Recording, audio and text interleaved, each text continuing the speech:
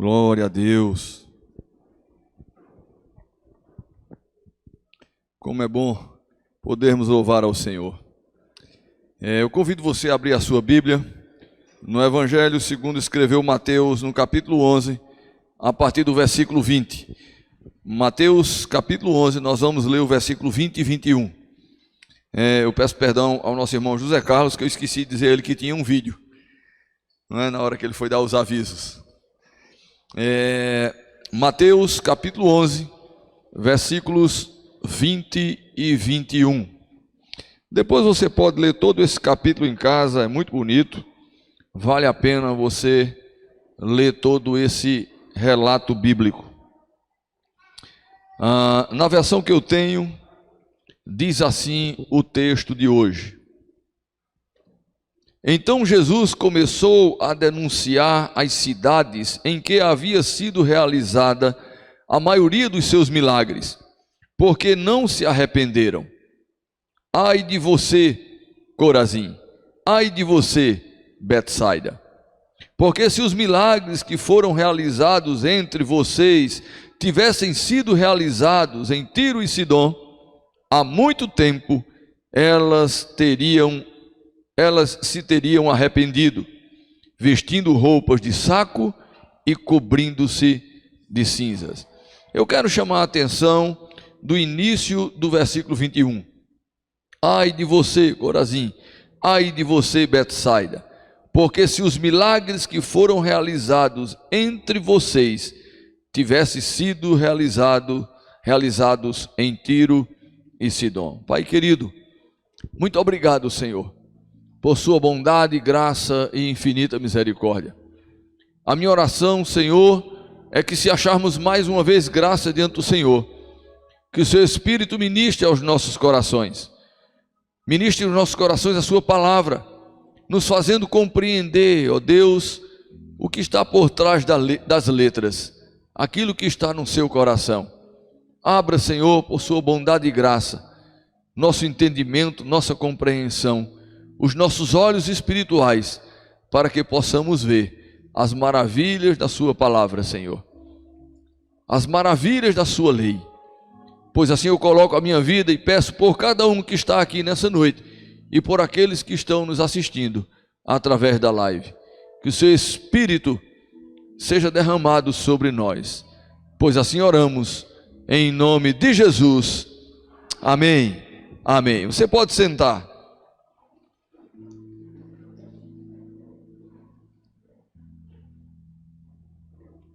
Estamos, como eu falei, diante de um texto belíssimo, um texto riquíssimo, e eu convido você depois para ler em casa.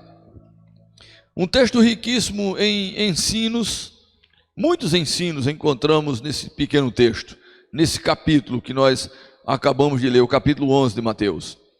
Tem também doutrina e muitos esclarecimentos sobre a obra de Jesus e sobre alguns valores e princípios espirituais do Senhor se revelando através desse texto. E nesse texto que acabamos de ler, eu poderia falar sobre, por exemplo, a importância dos milagres na autenticidade da pregação de Jesus Cristo. Porque os milagres que estão relatados nas Escrituras não são só relatos para nos trazer conhecimento do que Jesus fez. Esses que foram separados entre tantos feitos de Jesus são relatos de operação de milagres que trazem uma revelação da obra, do sacrifício, de quem Jesus é, quem o enviou, respostas de profecias do Velho Testamento.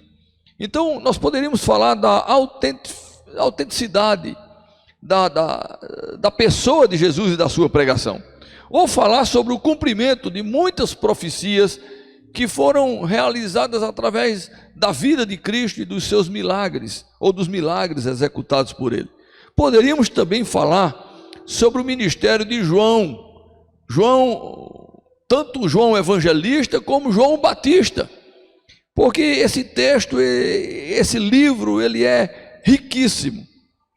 ou ainda falar sobre tantos outros assuntos que nós poderíamos pensar desse capítulo 11 de Mateus, texto que nós separamos com 2 versículos para falar nessa noite. E talvez 2 perguntas elas surjam no seu coração. Primeiro, o que é um milagre? Talvez você já se perguntou na caminhada da sua vida cristã o que é um milagre. Eu poderia responder de uma forma bem simples que o milagre é qualquer ação de Deus na história da humanidade. Toda a ação de Deus na nossa história, no nosso dia a dia, na história do mundo, na história da humanidade, já é um milagre, porque é uma ação de Deus. Quando Deus cuida de você, quando Deus, sustenta você, quando Deus lhe dá mais um dia de vida, isso são milagres de Deus, porque toda a ação de Deus, já que nós não merecemos, já que é um favor não merecido de Deus, nós podemos nomear como um milagre de Deus. Além desses milagres que têm a ver com o sobrenatural, com o inexplicável, aquilo que rompe, transpassa as leis natural, ou as leis da natureza. Então tudo isso são aquilo que nós podemos chamar de milagres. E nós estamos falando exatamente dessa ação de Deus que se manifestou mais uma vez através desse relato bíblico que nós acabamos de ler. Então isso é um milagre. Talvez a segunda pergunta que você já fez para você mesmo, para que então serve esses milagres, ou os milagres que estão relatados nas Escrituras? Eu também quero responder de uma forma bem simples. Entre as possíveis respostas, eu digo que na vida terrena de Jesus, os milagres validavam a sua autoridade, a sua, autoria divina, daquele que é o Verbo que se fez carne. Imagine comigo, uma nação que viveu muitos milagres. A história de Israel é uma história de milagres. E de repente, aquele que era a promessa de João, no capítulo 1 do seu evangelho, aquele que era o Verbo se fez carne e habitou entre nós.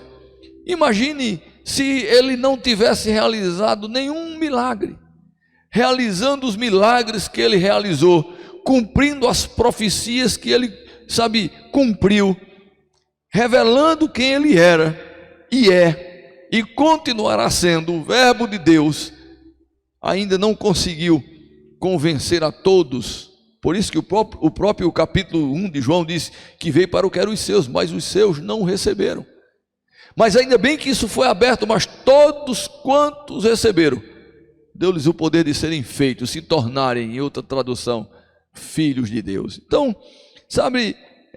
o milagre, além de beneficiar aquele que recebe a graça, além de aumentar a fé através do testemunho daqueles que escutam ou aqueles que presenciam uma ação milagrosa de Deus, o milagre serve para autenticar, ou serviu para autenticar o Verbo de Deus, o Verbo que se fez carne, Jesus, como sendo e verdadeiramente é o Messias que foi um dia prometido. Nesse texto, Jesus faz um apanhado histórico dos milagres que já havia realizado. Ele faz então um levantamento de todos os milagres que ele tinha realizado em seu ministério terreno. É exatamente isso. E quando pensamos na história de Israel, os milagres eram algo corriqueiro, fazia parte do dia a dia. Eu lembro-me que a primeira vez que eu tive o privilégio de ir a Israel, eu tive como guia uma judia praticante do judaísmo, judia de descendência de sangue, mas também da religião judaica. E ela disse algo que eu nunca esqueci. Ela disse: olha, tem muitos países no mundo que você cava e encontra ouro, pedras preciosas, petróleo, muitas coisas valiosas. Aqui em Israel não. Aqui você cava e encontra a história do milagre de Deus nessa nação. É interessante. E é isso. Aquela nação, ela viveu a sua história desde o seu nascedouro até os nossos dias, o milagre da mão poderosa de Deus sobre aquela nação. Então, quando pensamos em Israel, pensamos no milagre. Estamos falando de um povo, uma nação que é milagre em toda a sua existência. Lembram? Ela nasceu a partir da promessa, quando Deus chama um homem, Abraão, e diz: olha, a partir de você, eu vou fazer uma nova tribo, uma nova etnia, um novo povo, o meu povo, que será o meu povo, uma nova nação. E ela será numerosa, que você não poderá contar. Você não conseguirá contabilizar. Vai chegar um momento que você vai perder a conta. Milagre, irmãos, isso aconteceu. E o que lembrar do milagre de uma nação que tem resistido à tentativa mundial de ser, extinta desde o seu nascedouro? Quantos povos já se levantaram tentando destruir a nação de Israel, a ponto de passarem muitos anos, por todos os outros países, sem terem sequer a sua pátria de volta, e retornando a partir de 1948. Então são milagres. Ninguém conseguiria resistir a tantas mudanças, a tantas intempéries, a tantas tentativas de serem eliminados da face da terra, se não tivessem a mão de Deus sobre eles. E quando eu falo da mão de Deus, lembram de quando saiu do Egito, aquela nação que estava lá e foi escravizada e estava retornando para receber as bênçãos de Deus, 40 anos no deserto, sendo guiada pela forte mão do Senhor. E eles tiveram o privilégio de vivenciar muitos milagres. Durante o dia, a sombra da nuvem que guardava do calor intenso e guiava, orientando para onde eles deveriam ir. Durante a noite, a coluna de fogo que guardava do frio, mostrava a presença de Deus. Sem falar na rocha, que quando eles tiveram sede, o Senhor fez que daquela rocha saísse água potável, para que eles pudessem beber. E quando tiveram fome, Deus fez cair do céu o pão, o maná. Irmãos, até machado flutuou numa hora de necessidade, para sustentar uma paz. Eles venceram os maiores exércitos inimigos, exércitos muito maiores do que eles, e muitas vezes quando chegavam para a batalha, eles não precisavam sequer tirar a espada da bainha, porque o próprio Senhor vencia a guerra por eles. Estamos falando de muitos milagres, que continuam sendo até hoje, por isso eles são sustentados até hoje. Ainda hoje você vê muitas aflições, muitas tentativas de destruírem ou de falarem mal de uma nação que tem promessas de Deus, e a partir dali se cumpriram as promessas de Deus sobre a primeira vinda do Salvador, Jesus Cristo, o Senhor da nossa vida. Através deles que o Evangelho chegou até nós, porque eles foram os primeiros que se converteram, os primeiros cristãos eram judeus. Então estou falando de uma terra de milagres. É interessante, esses dias eu estava escutando uma reportagem e alguém falou sobre Israel e disse: a terra dos milagres. Quem nunca aqui viu uma propaganda de uma viagem para a Terra Santa, e aí no cartaz sempre tem uma frase falando sobre a terra dos milagres, a terra que é milagrosa, a terra que... Quem nunca ouviu isso? Até os incrédulos, até as pessoas que não creem em Deus, olham para aquela nação e sabem que ali tem uma história de um Deus poderoso, que é narrado por todos aqueles sobreviventes, um Deus que os mantém, um Deus que os sustenta, um Deus que opera milagres, uma terra de milagres. Você concorda com isso? Você quer conhecer a história de Israel? Leia a Bíblia, leia o Novo Testamento. Uma vez um outro guia de turismo, eu acredito que não foi mais Sara, mas já foi agora Tamir, um dos dois. Ele disse: olha, você quer estudar a história de alguns países, você prega a história, né? O livro de história, história do Brasil, história dos Estados Unidos, história, e aí vai. Mas quando você quer ver a história de Israel, você lê a palavra de Deus. Um país, uma terra de milagres. Deixe-me dizer uma coisa para você: o Senhor tem o poder de realizar um grande milagre na sua vida hoje. Eu vim nessa noite dizer para você que o Deus de Israel, o Deus das Escrituras, o Deus que nós cremos, o Deus que nós pregamos, o Deus que nós adoramos aqui nessa noite, é o Deus que tem o poder de hoje realizar um grande milagre na sua vida. Amém ou não amém? Mas qual é o maior milagre que nós precisamos?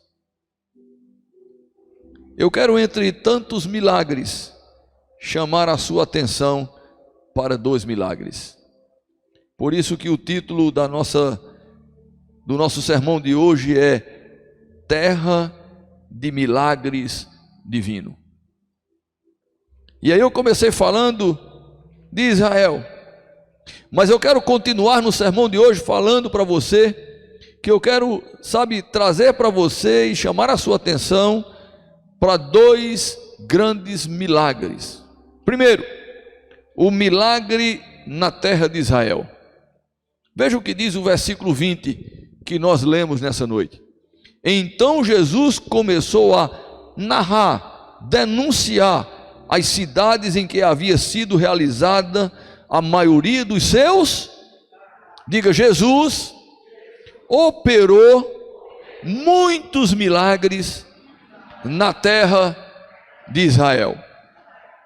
Então a primeira coisa que eu quero falar para você nessa noite é exatamente isso: o milagre na terra de Israel. Eu já iniciei trazendo um relato de alguns dos muitos milagres que Deus operou na história de Israel.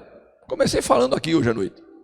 A introdução do sermão foi exatamente lembrando para você, e tem muitos outros que nós não falamos nessa noite, mas que você que lê a palavra, você que conhece a história, conhece a Bíblia, sabe que o Senhor sempre caminhou com Israel, operando muitos milagres.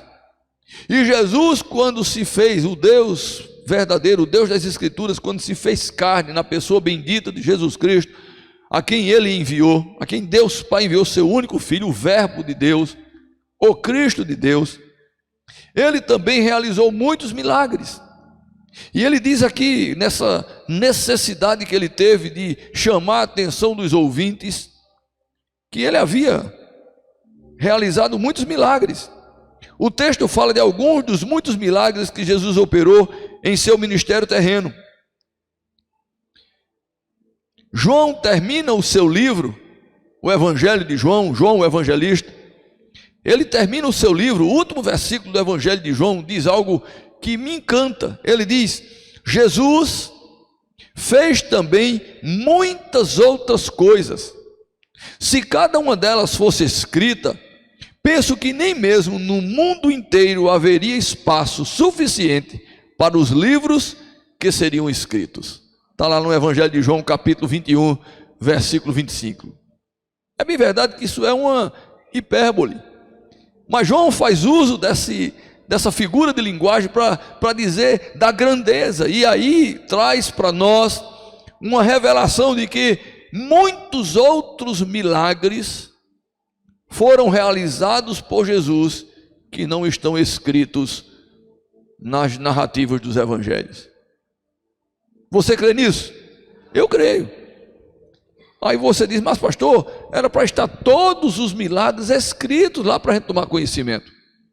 Eu quero dizer para você que não era, porque com a diminuição dos milagres, nem todos leem a palavra. Imagine se tivesse toda a narrativa, todos os detalhes dos milagres de Deus, desde o início, lá de Gênesis até o Apocalipse. A maioria não olharia nem para a Bíblia.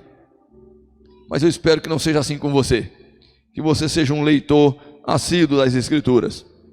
Mas é interessante que João, ele vai trazer exatamente essa informação. Diz: olha, eu andei com Jesus. Porque aqui nós estamos falando de João, o evangelista, João apóstolo. E ele andou com Jesus, ele foi uma testemunha ocular. E ele vai dizer: tá bom, tem muitos milagres escritos, mas eu imagino que se nós fôssemos escrever todos os milagres, ele estava dizendo: olha, ele operou tantas coisas maravilhosas, ele teve uma demonstração do poder de Deus de tal forma que não daria para nós contarmos tudo. Irmãos, tantos milagres são realizados por Deus ao nosso redor, ao nosso derredor, e nós não nos apercebemos, nós não estamos com os nossos olhos, prestando atenção, nós não estamos com os nossos ouvidos aguçados, e deixamos de bendizer o nome do Senhor. Parece que nós só olhamos para o que falta, para o que nós necessitamos, mas esquecemos de olhar para a grandeza dos muitos milagres de Deus. Hoje Deus operou muitos milagres na sua vida, por isso você está aqui.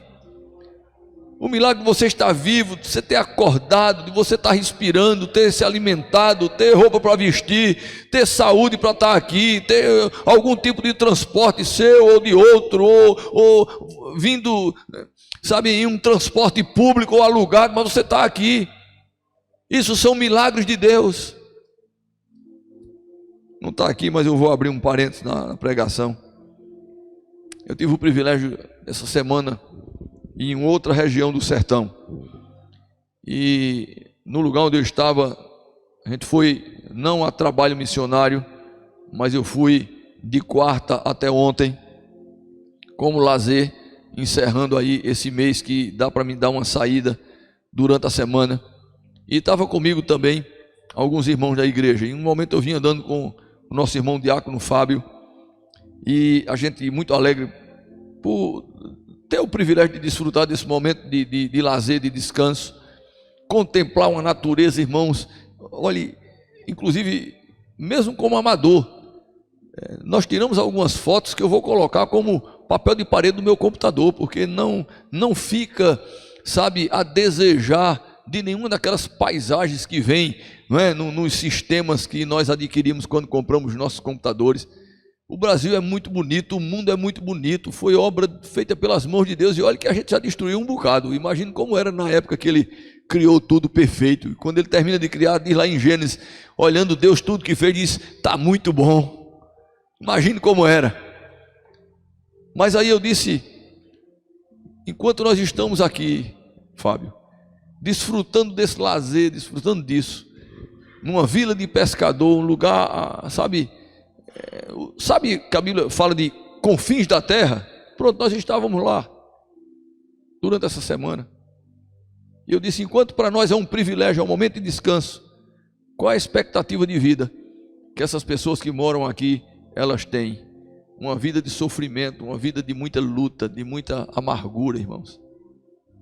Então o fato de você ter o privilégio de morar numa cidade como Caruaru, de ter uma igreja como essa, desfrutar de uma cadeira, tudo bem, ainda está dura a cadeira, daqui uns dias a gente troca por uma cadeira acolchoada, mas num ambiente com ar-condicionado, ouvir a palavra, ter tido acesso de ser tocado pelo Espírito de Deus, compreender a salvação que há em Cristo, isso é milagre, isso é um milagre na sua vida. Eu não sei se você já percebeu que Deus tem operado milagre na sua vida. Não seja como os ímpios, não sejam como os fariseus, não sejam como aqueles que têm um coração endurecido, que não reconhecem a obra de Deus nas suas vidas, não reconhecem o milagre de Deus constante, diário, permanente. Você está vivo porque Deus tem sustentado você, você está vivo porque Deus tem operado um milagre na sua vida. Se não fosse a mão poderosa de Deus estendida sobre você, quem era você? Onde você estaria? Temos que ter corações agradecidos, irmãos, ter o privilégio de estar num culto, com acesso à palavra, com a liberdade de levantar as nossas mãos e bendizer o nome do Senhor, o toque do Espírito Santo, nos convencendo, de que Deus é verdadeiro, de que Jesus é o único caminho, de que Ele é o Salvador. Isso é um milagre de Deus.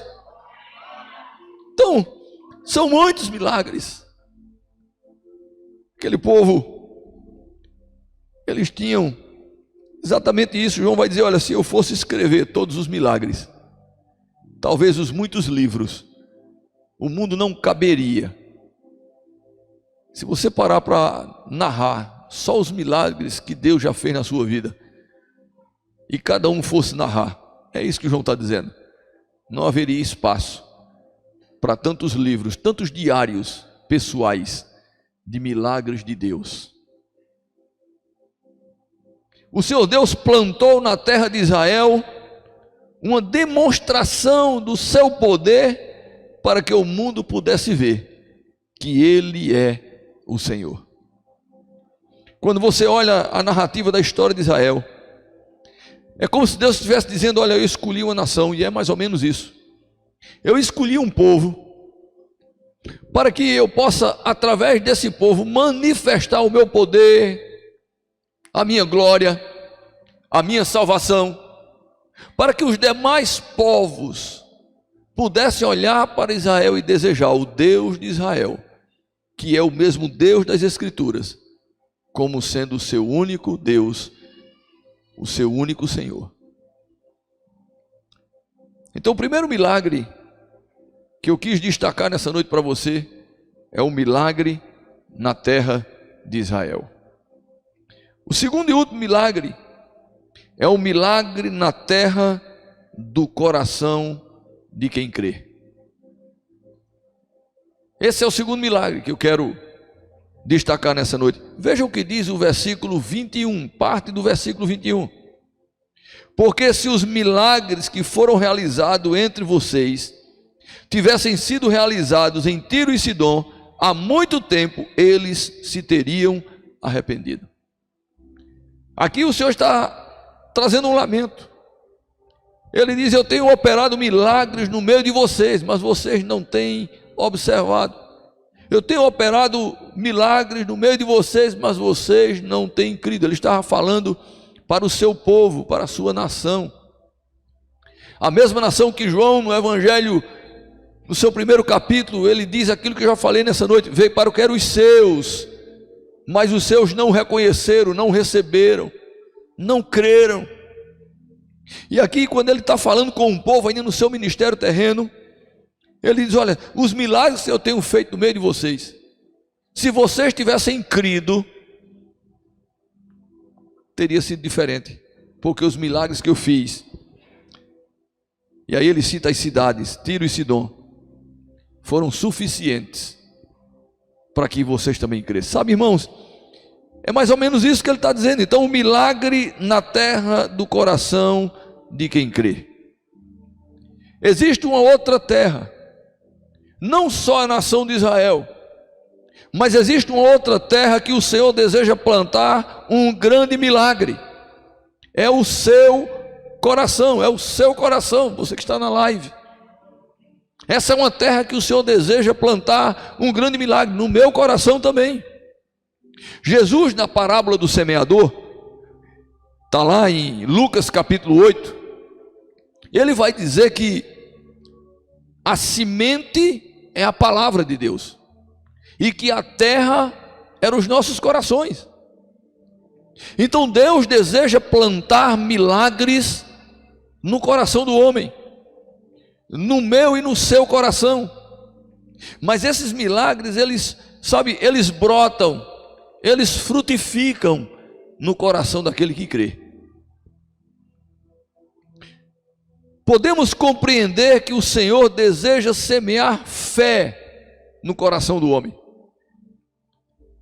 Por isso que Romanos 10:17, na tradução NVI, diz assim: consequentemente, a fé vem por ouvir a mensagem, e a mensagem é ouvida mediante a palavra de Cristo. Esse mesmo versículo, na tradução corrigida, diz: de sorte que a fé vem pelo ouvir, e o ouvir pela palavra de Deus. E na tradução revista e atualizada, no lugar de palavra de Deus, diz palavra de Cristo, porque Cristo é a revelação máxima de Deus. Então, o coração, que é a terra, precisa receber a palavra, que é a semente, para que, caindo nesse coração, gere fé. Porque a fé vem pelo ouvir, e o ouvir da palavra de Deus, da palavra de Cristo, do Evangelho mediante essa palavra. E quando essa palavra cai no coração e ela gera fé, aí a pessoa que crê desfruta do milagre de Deus. Mas talvez tenha uma pergunta aí. Percebe que estamos falando de uma terra que Deus deseja realizar grandes milagres por meio de Jesus Cristo, seu Filho? Percebem isso? Que essa terra do meu coração e do seu coração é uma terra que Deus deseja, sabe, realizar um grande milagre. E aí eu faço uma pergunta para você nessa noite, para você que está aqui, para você que está na live: como é que está a fé em Cristo no seu coração? Deixa eu abrir um parênteses aqui antes de continuar o sermão de hoje. Talvez você esteja pensando que essa é uma mensagem evangelística. Eu quero responder para você que também é. Talvez alguém, porque nós temos, é natural quando nós estamos ouvindo uma palavra, ou quando lemos a palavra, e essa palavra penetra em nós e ela traz um confronto, é muito natural a nossa mente responder com saídas pela tangente, pela lateral. Do tipo, não, essa mensagem ela não é para mim, ela deve ser é uma mensagem evangelista, ela deve ser para alguém que não conhece o Senhor. Ou, não, eu já tenho essa fé, eu já creio em Jesus. Sabe, irmãos, eu não tenho dúvidas de que nós estamos precisando parar um pouquinho para nós avaliarmos exatamente o que eu acabei de perguntar para você. Como é que está a fé em Cristo no seu coração? Como é que está a fé em Cristo no meu coração? Estamos começando mais um ano. Eu pensei que hoje eu teria todos os irmãos de volta, porque hoje é o último domingo do mês, mas eu acredito que muitos vieram hoje, e por isso ainda estamos sentindo a falta de muitos irmãos, porque vieram das suas viagens, e alguns chegam cansados e não conseguem estar aqui. Então eu me equivoquei, mas eu não tenho dúvida de que essa mensagem é para hoje, porque foi assim que o Senhor ministrou ao meu coração. Eu me equivoquei no sentido de achar que todos estariam aqui. Com certeza estarão no próximo domingo, até porque o próximo domingo é Santa Ceia. Mas devem estar nos acompanhando através da live. Mas independente de quem está aqui ou não, ou através da live ou não, eu sei que Deus colocou essa palavra no meu coração para nós refletirmos nessa noite como está a minha fé em Cristo. Como está a minha confiança, a sua confiança em Cristo? Como está o seu coração? Não falo de uma crença na existência de Jesus, porque todos que estão aqui creem na existência de Cristo. A pessoa que está aí na live, mesmo que não seja dessa igreja, que acompanha, porque crê que Jesus existe. Que não teria finalidade de assistir um culto se não acredita na existência de Cristo, ou de sua vinda ao mundo. Eu sei que você acredita que Jesus é real, ele veio ao mundo, o verbo se fez carne, ele é uma pessoa histórica, porque existiu entre nós, ou até da sua ressurreição. Eu sei que você acredita que Jesus ressuscitou dentre os mortos e está sentado à direita de Deus. Você acredita nisso? Acreditamos. Mas eu falo de uma fé onde você já entregou a sua vida, onde você já entregou e descansou a sua eternidade. Sabe, naquela hora que muitas vezes a gente passa mal, amanhece e é acometido de alguma enfermidade, uma virose, tem uma coisa simples, irmãos, mas que dá um mal-estar terrível, é a tal da crise de labirintite. Eu, depois da Covid, a Covid foi embora e me deixou esse bônus de labirintite. E tem dia que dá um mal-estar que o cara parece que vai morrer. É nessa hora que o coração, a gente pensa, vou morrer agora, e aí a gente pensa na eternidade. Então como é que está a sua vida? Você já entregou e já descansou a sua eternidade no Senhor? Seus planos, como estão os seus planos para 2023? Para daqui a 5 anos, 10 anos, 20 anos? Esses planos já foram entregues a Jesus para que Ele lhe conduza ou não? Para que Ele facilite para a realização dos seus projetos, ou Ele feche as portas, porque esse projeto que é seu, talvez não seja o melhor para a sua vida? Então será que a nossa fé já é uma fé a ponto de nós entregarmos o nosso eu ao Senhor, o nosso futuro ao Senhor, e entregarmos tudo, mas é tudo mesmo, a Ele? Será que a nossa fé é assim? Uma fé que lhe deixa desfrutar da paz interior, que excede toda a compreensão humana, que produz certeza de perdão e de vida eterna? Porque quem tem uma fé de entrega total a Cristo, descansa, irmãos. Sabe que Ele é quem sustenta, Ele é quem tem a palavra final da existência, da vida, da eternidade. Precisamos pedir isso ao Senhor, precisamos crescer a ponto de termos uma fé de uma entrega total, não nos perturbar. Quando eu falo, deixa eu abrir um parênteses aqui, quando eu falo não perturbar-se de algo futuro, não significa também cruzar os braços e ficar sentado na beira da calçada sem trabalhar, sem fazer mais nada, porque, né, e interpretar equivocadamente que o texto, fora do contexto que Deus dá enquanto a gente dorme. Não é uma vida de vadiagem, né, de descompromisso, de irresponsabilidade. Eu não abençoo esse tipo de coisa não, viu? Veja lá na Bíblia Sagrada, todos os que Deus chamou, quantos estavam desocupados sem ter o que fazer? Procure um dos que Ele chamou para ser profeta, apóstolo, estava lá desocupado. Não, eu estou aqui, eu sou daquele grupo do que não faz nada. Não faz nada de manhã, de tarde desmancha o que fez de manhã e à noite descansa, porque trabalhou muito. Não, procure um que Deus chamou dessa forma. Deus chama aqueles que são mais ocupados. Pode olhar direitinho que Ele chama aqueles que têm menos tempo, aqueles que têm muitas coisas a fazer, porque Deus sabe que esses são aqueles que são responsáveis, são aqueles que vão dar conta do que Ele pedir. Claro que Ele também capacita.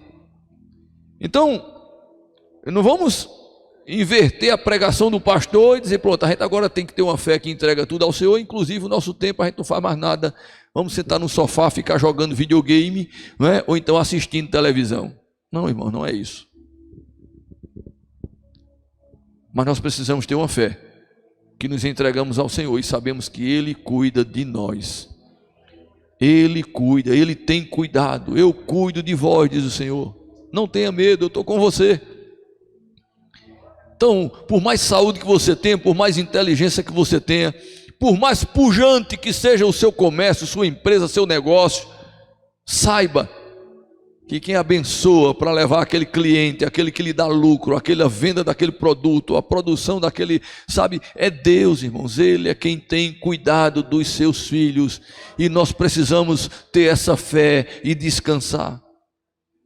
Então, descansar é viver em paz, sabendo que, sabe, como uma criança. Precisamos ter corações como corações de criança. Pega uma criança aí de 6, 7 anos, 5 anos de idade, mostre aí, sabe, quando terminar o culto, você chega com ele diante de um parque de diversão, se tiver ainda, se não tiver, vá aí num lugar onde ele quer comer uma pizza, alguma coisa, chega com ele lá, mas antes passe em casa, pega aquele boleto do carro que você comprou, né? Pega aquele monte de duplicata que você tem para pagar. Aí você chega diante dessa pizzaria que ele está querendo ir, ou do parque de diversão, diz, olha filho, que eu tenho aqui para pagar amanhã. E aí depois você guarda e diz, agora o que é que você quer fazer? Ele não vai começar a lamentar, meu Deus, será que vai ter conta? Não, ele vai querer ir para o parque, irmão, vai querer comer pizza. Porque ele espera que você cuide disso e ele continue desfrutando da graça de ter a casa, de ter o alimento, de ter a roupa. porque Ele confia em você. Aí eu lembro do que Jesus disse: se vocês, pais que são maus, sabem dar boas coisas aos vossos filhos, quanto mais Deus. O que eu vim aqui dizer nessa noite é que você precisa começar o ano com um coração cheio de fé e confiança, de que o Deus que nós cremos é um Deus que não é um Deus de mão mirrada, um Deus impotente, que gastou o potinho de poder. Não, Ele é o Deus Todo-Poderoso, que tem sua mão estendida sobre aqueles que creem e abençoa aqueles que nele confiam. Porque os que confiam no Senhor são como os montes de Sião, são inabaláveis, irmãos. Porque naqueles montes de Sião já teve muitas guerras, muitas batalhas, muitas escavações, muitas coisas, mas quando você sobe lá no Monte Nebo, como Moisés subiu um dia, 4, 5 mil anos atrás, eu já tive o privilégio de estar mais ou menos, porque não tem o local exato, mas eu estava no Monte Nebo. Quando Deus diz: olha Moisés, olha para a direita, ele olha para a esquerda, ele olha, diz: toda essa terra que você está vendo, eu vou dar a você e aos seus descendentes. Irmãos, teve muita coisa, mas quando eu cheguei naquele mesmo lugar que a gente olha, a gente não vai olhar o buraco que alguém cavou para fazer uma estrutura de uma casa. Você vê um mundo todo, lá de cima a gente consegue ver, tem uma região lá que você consegue ver um mar morto em toda a sua dimensão. É você olhar de longe, uma cordilheira está lá, o monte está lá em pé. Ele está dizendo: aqueles que confiam em mim são como os montes de Sião que não se abalam. Eu sei que você tem fé, mas é essa fé que nós precisamos, uma fé que desfruta da paz interior, que excede toda a compreensão humana, que produz certeza de perdão e vida eterna. Esse é um milagre que só Deus pode realizar no seu interior, e hoje é a sua oportunidade de pedir isso a Ele. Eu estou falando com a igreja de gente crente, de salvos. Porque se você entrou aqui nessa noite, você é um visitante, você nunca confessou Jesus como Senhor da sua vida, eu também estou falando para você, hoje à noite você pedir: Senhor, me dê uma fé segundo as Escrituras, para que nessa noite eu reconheça Jesus como o único e suficiente Salvador da minha vida. Mas se você já fez isso um dia, se você já reconheceu Jesus como seu único e suficiente Salvador, eu estou lhe dizendo nessa noite: peça ao Senhor nessa noite que Ele enche o seu coração de uma fé sobrenatural, de uma fé segundo as Escrituras, de uma fé confiante, de uma fé, sabe, tremenda, para que você comece, independente do que você viveu até o dia de hoje, mas que esse ano de 2023 seja um diferencial da história da sua existência, seja um ano onde você vai crescer com pujança, sabe, numa fé confiante, esperando em Deus e vendo os milagres de Deus serem realizados na sua vida, na sua casa, na sua família. Foi isso que eu vim dizer para você aqui nessa noite. Irmãos, como eu gostaria que você tivesse a alegria no coração, que está no meu coração, de poder falar da grandeza de um Deus que não é um mito, Ele é real, Ele está vivo, Ele reina, Ele é poderoso, Ele é o mesmo ontem, hoje e eternamente. Ele mesmo disse: todo o poder me foi dado. Então é essa fé, que independente de você fazer ou não parte de uma igreja local, eu estou falando da fé que muda a vida, muda o caráter, muda a expectativa das pessoas, muda a paz interior para enfrentar a vida e a eternidade, e que só você tem a resposta no interior, independente da aparência que você deseja passar. Você tem a resposta no seu coração de que tipo de fé você tem em Jesus.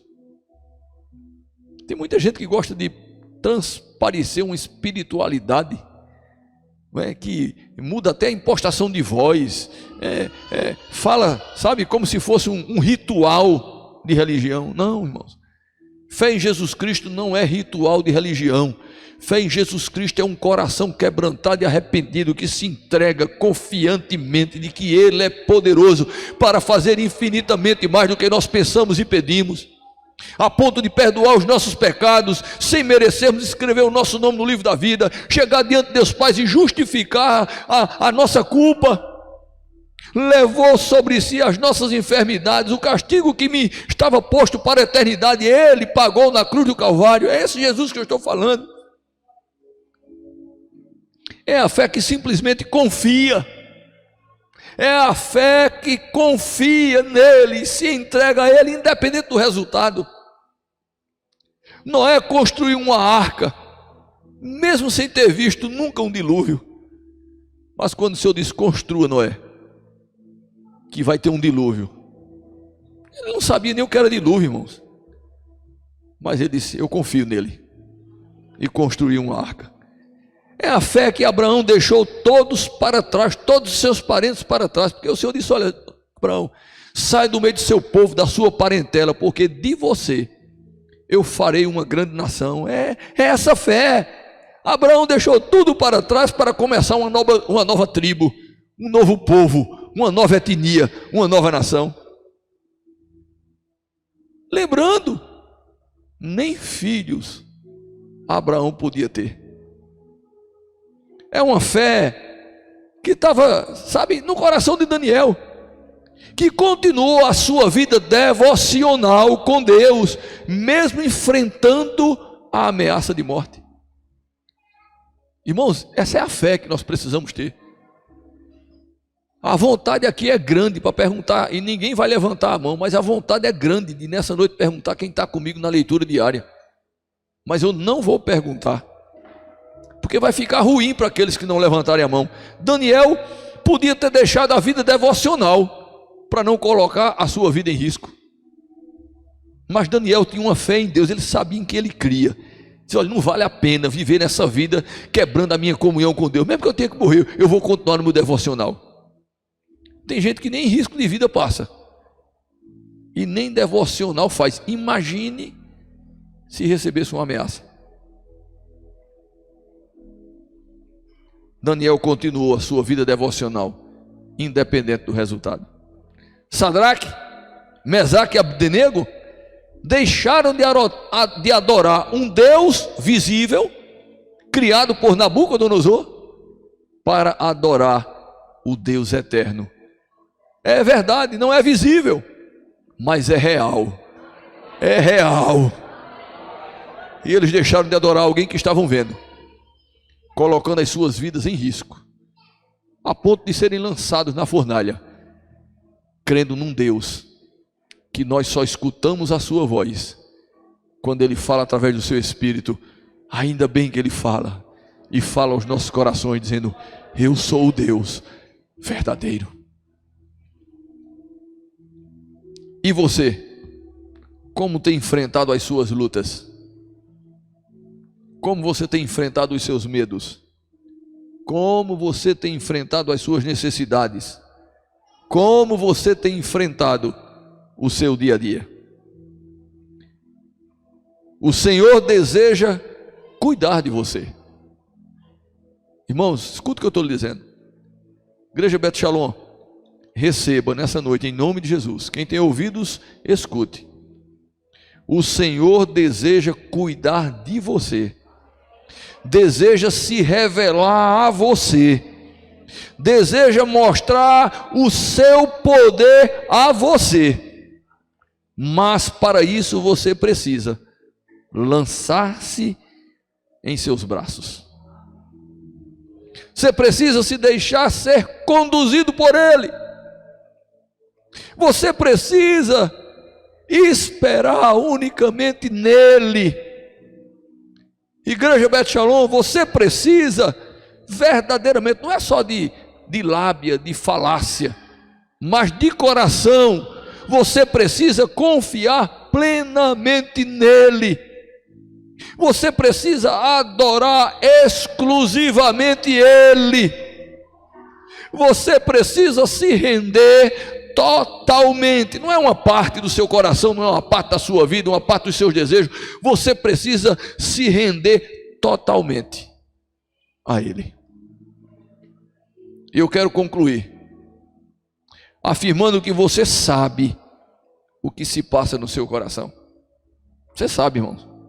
Eu não sei onde é que está a lacuna no seu coração, que é sabe, aquela coisa que emperra a porta, de abrir a porta do milagre, da bênção de Deus na sua vida. Você sabe, porque eu creio na ação do Espírito de Deus, E essa voz que está falando no seu coração, esse sentimento que brota no seu coração, na hora de um sermão como esse, não é a minha autoridade, não é a minha fala, é a voz do Espírito trazendo à tona na sua vida o que é que está faltando para você tirar esse peso, esse empecilho, para que a porta da presença de Deus, a porta da graça, a porta do milagre seja aberta na sua vida. Você sabe. Você sabe o que falta para uma vida total de relacionamento com Deus. Você sabe. Eu vim aqui dizer para você, estou encerrando, que essa é a noite de um recomeço. E o meu convite nesta noite não é o meu convite, é o convite que o Senhor colocou no meu coração para fazer para você. É que você venha de uma vez por todas para o Senhor. Entregue o seu coração ao Senhor, confie nele, e o mais Ele fará na sua vida, na sua casa, na sua existência.